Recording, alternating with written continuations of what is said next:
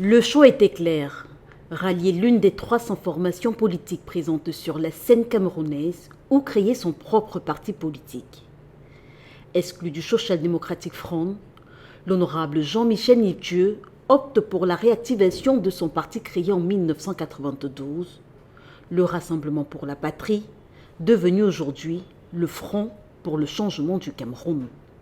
Et c'est donc à la suite, c'est en 1999 que ce parti a fait fusion avec le SDF pour poursuivre la lutte pour le changement.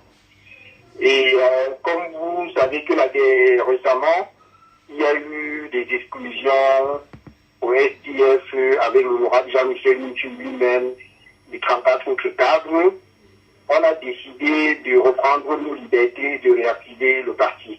En réalité, il ne s'agit pas d'une nouvelle formation politique, il s'agit d'un parti qui existe déjà depuis 1992.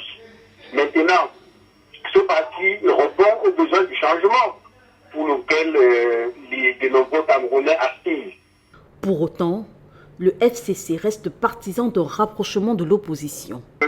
Nous nous positionnons comme un parti de l'union de l'opposition. Donc l'objectif que nous poursuivons, en premier lieu, c'est de travailler dans l'union de l'opposition. Parce que, comme je l'ai dit tout à l'heure, c'est l'union pour le changement qui avait gagné les élections présidentielles au Cameroun pour la première fois en 92. Et si on avait gagné, c'est parce que l'opposition était unie. Et depuis cette période, l'opposition est restée désunie, disloquée, et chacun allant individuellement aux élections.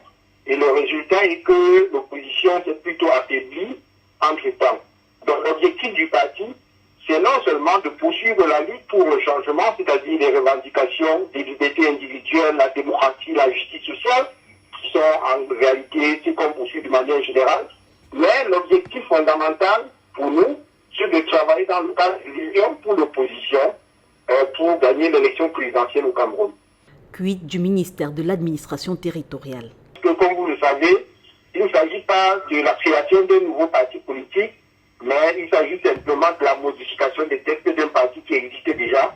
Et en la matière, nous n'avons pas eu besoin d'aller demander une autorisation de création d'un parti, mais nous avons porté les modifications à l'attention du MINAT pour qu'il prenne acte.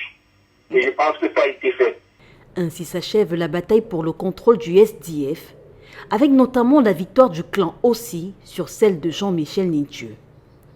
Si Carlos Ngualem affirme que le FCC, qui se veut national, envisage de participer à toutes les élections, dont la présidentielle prévue en 2025, l'identité de celui qui représentera cette formation politique est encore un mystère.